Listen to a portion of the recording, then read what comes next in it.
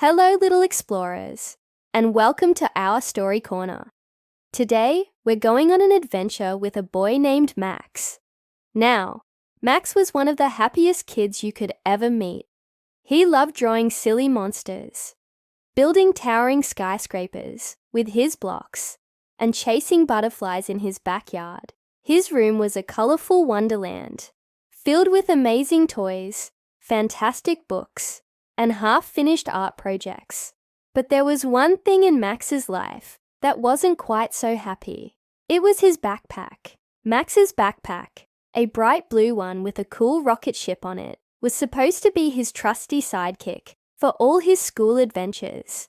But lately, it felt more like a grumpy, overstuffed monster, hiding in the corner of his room. Every afternoon, Max would come home, drop his backpack on the floor with a heavy thud, and forget all about it until the next morning. It slumped by his desk, looking lumpy and sad, with crumpled papers peeking out like tired tongues. A rogue crayon might be sticking out here, a cookie wrapper there. It was, to put it simply, a total mess. One sunny Tuesday morning, as Max was hunting for his favorite red sock, he heard a strange sound.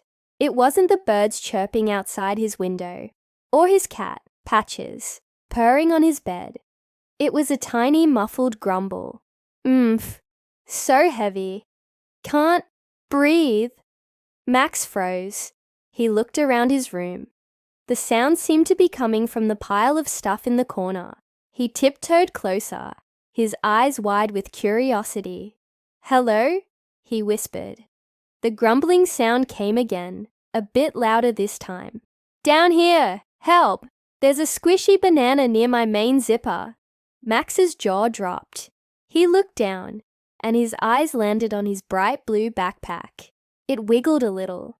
Then, two little button-like eyes popped open on the front pocket, and the zipper curved into a frown. His backpack was talking.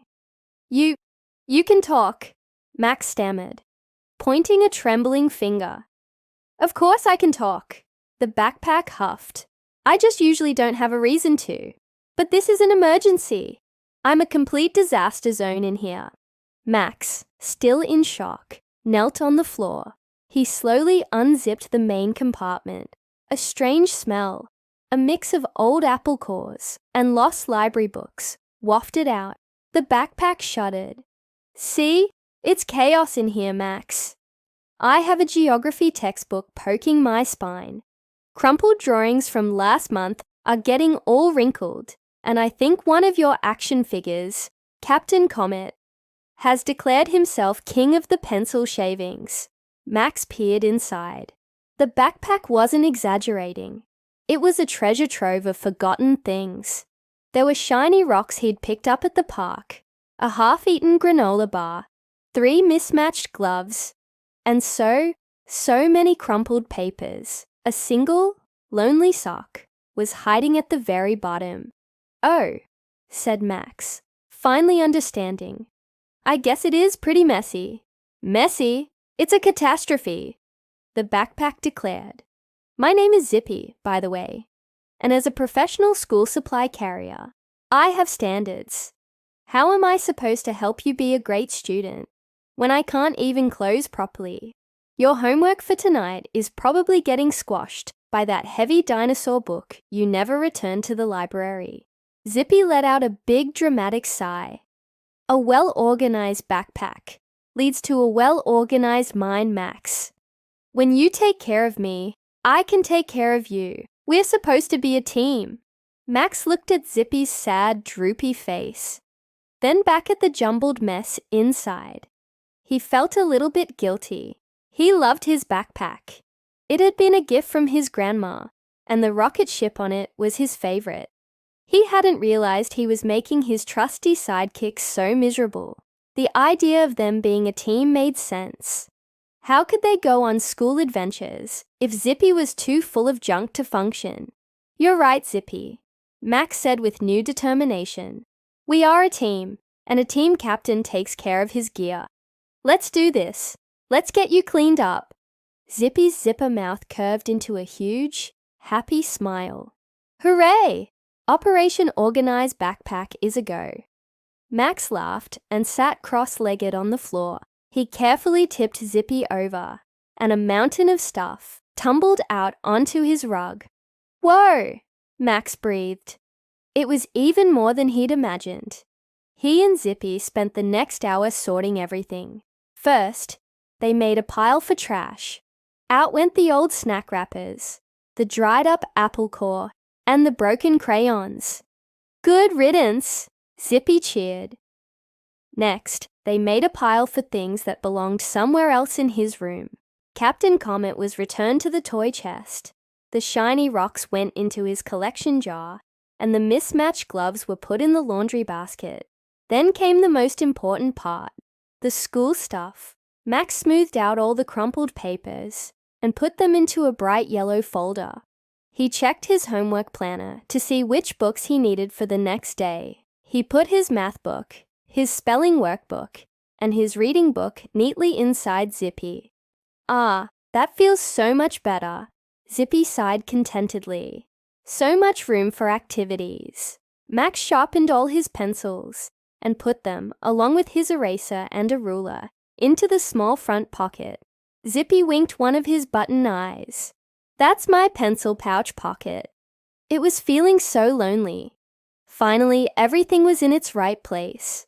Max zipped Zippy closed. The backpack stood up straight and proud. No longer lumpy or sad. It looked brand new. There, Max said, beaming with pride. All done. How do you feel, Zippy? The backpack did a little happy wiggle. I feel fantastic. I feel light, organized, and ready for anything.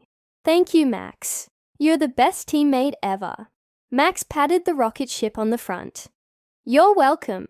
From now on, I promise to clean you out every single day. The next morning, getting ready for school was a breeze. When his mom asked if he had his homework, Max didn't have to frantically dig through a mountain of clutter. He just opened Zippy, pulled out his neat yellow folder, and showed her. Right here, he said with a confident smile. At school, when his teacher, Mrs. Davis, said, "Time for math," Max didn't waste any time. He knew exactly where his math book was.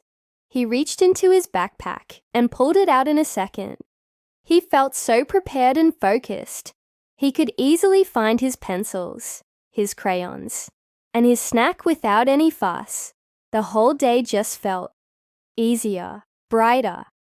That afternoon, when Max got home, the first thing he did was go to his room and open up his backpack. He took out his folder, put his lunchbox on the kitchen counter, and threw away a wrapper from his school snack. He made sure everything was ready for the next day. Zippy watched him, his zipper mouth in a permanent smile. See? Zippy whispered. Teamwork makes the dream work. Max learned a very important lesson that day. Being responsible isn't a chore. It's a superpower. When you take care of your things and stay organized, everything in life becomes a little bit easier and a whole lot more fun. And every morning, as he slung his neat, happy backpack over his shoulder, Max felt ready to conquer the world, one school day at a time, with his trusty sidekick, Zippy, right there with him. Thanks for joining us for today's story. Remember, taking care of your things is taking care of yourself. Be sure to hit that subscribe button for more fun adventures. See you next time.